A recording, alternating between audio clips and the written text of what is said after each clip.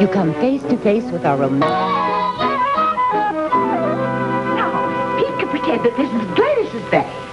You know, Mother, I think this is a good idea. I think all prospective fathers should go through rehearsal like this.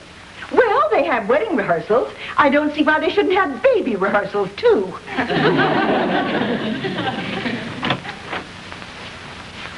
Well, here I am. Good. Now, Pete, you pretend that you've just come home. You put your coat in the closet. Okay. And then you can assume that this is Gladys's bag. Yeah, all right. I put it right here when you can pick it up easily. Okay, I brought some magazines along to read while I'm waiting. Good. Now, do you remember all of the things that you're to do? Well, let's see. Gladys tells me she's ready. I calmly get out of bed.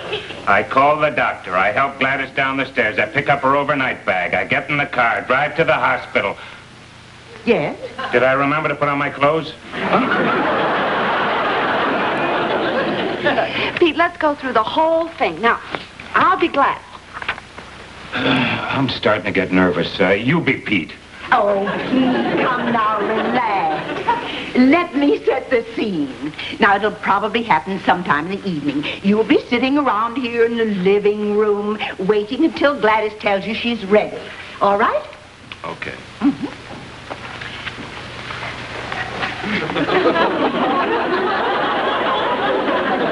Well, what's holding things up? Pete, let me tell you when, okay? Yes, just relax, Pete. She'll tell you when.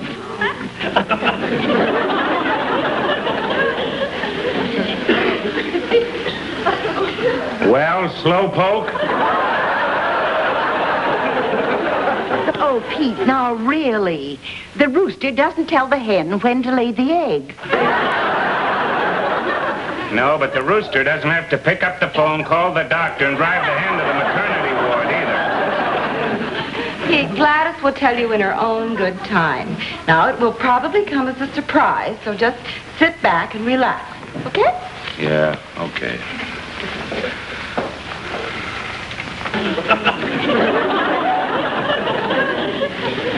I'm ready, Pete.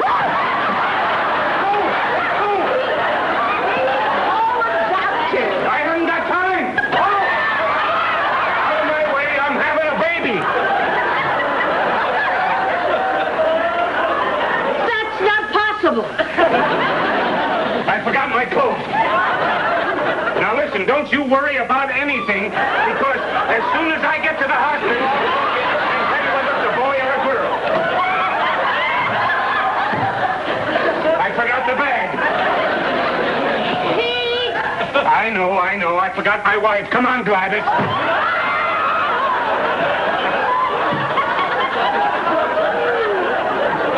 Oh, I'm not well. Well, that was pretty good, Pete. I don't know. I was starting to get pretty shaky. Well, congratulations, Lily, whatever you had. We're just rehearsing, Pete, for the big day when the baby arrives. He just needs a little more practice. Yeah, that's right. If I came to the hospital like this, I might cause a little confusion. It's not going to work, Mrs. Ruskin. It isn't going to work. Now, I might master this part of it, but what happens when I get to the hospital? They'll wheel Gladys into the maternity ward, and they'll wheel you into the waiting room. That's what I'm afraid of. Well, if that's what worries you, let's take the bull by the horns. How do you mean? We can drive down to the hospital. You can go into the waiting room and see what it's like. Oh, that's a good idea, Pete. It'll give you a chance to talk to the other prospective fathers. Hey, that sounds pretty sensible. Well, all right. Let's go right away.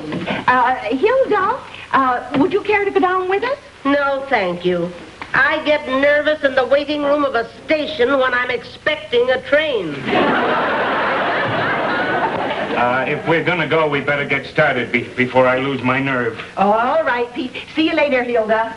Bye, dear. Oh, Ruth, don't tell Gladys I went to the maternity ward. She's liable to think I'm trying to beat her to the punch.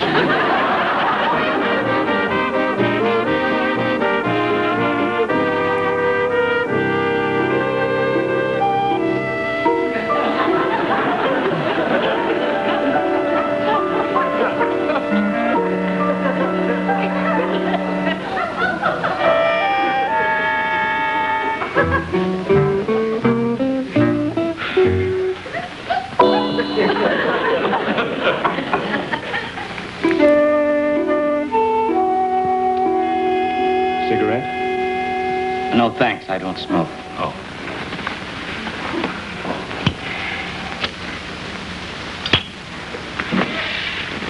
Is this your first? Uh-huh. Mine, too. I guess you're pretty nervous. No, I've really got nothing to be nervous about. My wife's in perfect health, first-rate hospital, and we've got a wonderful young doctor. Young? Yes, but he has a great background. 4 years in the Army. That's wonderful training.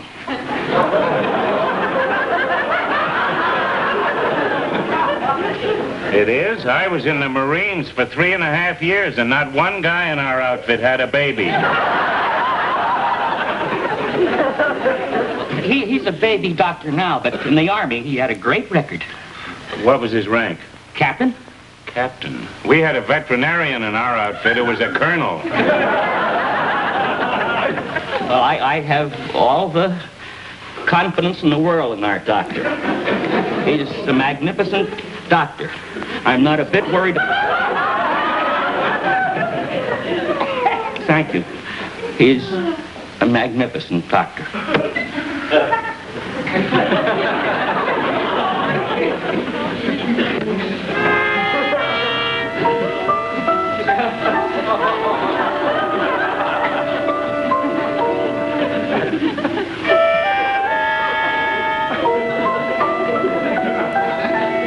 Excuse me, sir, is this your first?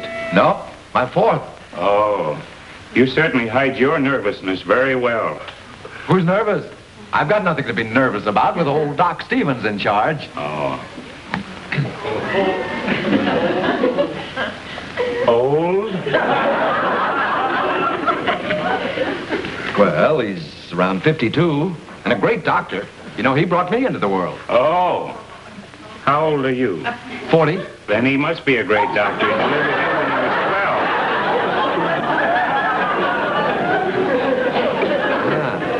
Yeah. That's right. Doc must be in his 60s. Well, I wouldn't worry about it. Some of those old horse and buggy doctors are still okay. I'm 40. He must be almost 70. At least. Yeah, but he's still very active. Walks to his office every day. Too old to get a driver's license, huh? I think he has a license. Or does his wife drive him? Well, what's the difference? Dr. Stevens is a very reliable very reliable doctor. Oh, sure. Sure.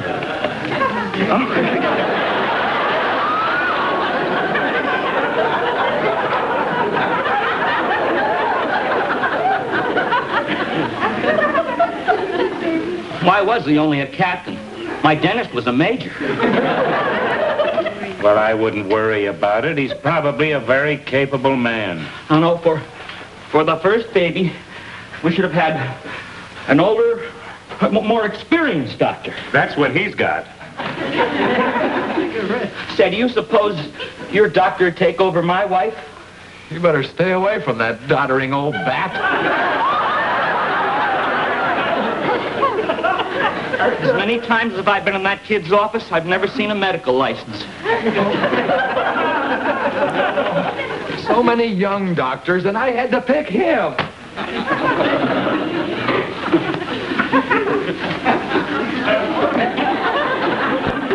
Fellas, calm down. There's nothing to get nervous about. Calm down. At a time like this? Who's the doctor in there with your wife? Oh, my wife isn't in there.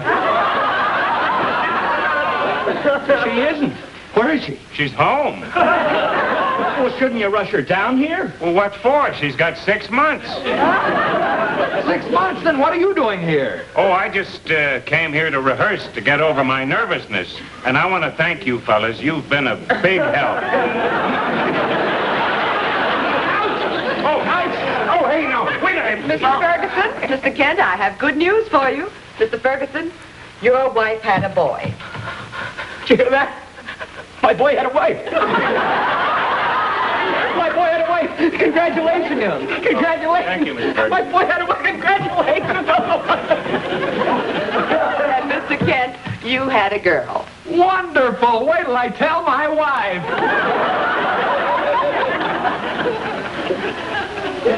Well, Pete, how do you feel? Oh, I'm fine, but I'm glad those two guys aren't going to be here 6 months from now.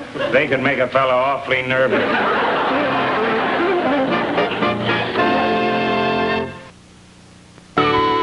Oh, Madden, everything went fine at the hospital. Pete's over his nervousness. He's going to make a wonderful father. He's even picked out the wallpaper for the baby's nursery. Darling little figures. Little Jack Horner and little Miss Moffat. There's one figure with a big head and a long, thin nose. I'm sure it's Pinocchio, but Pete insists it's Gladys's mother. All right, dear, I'll be seeing you. Goodbye.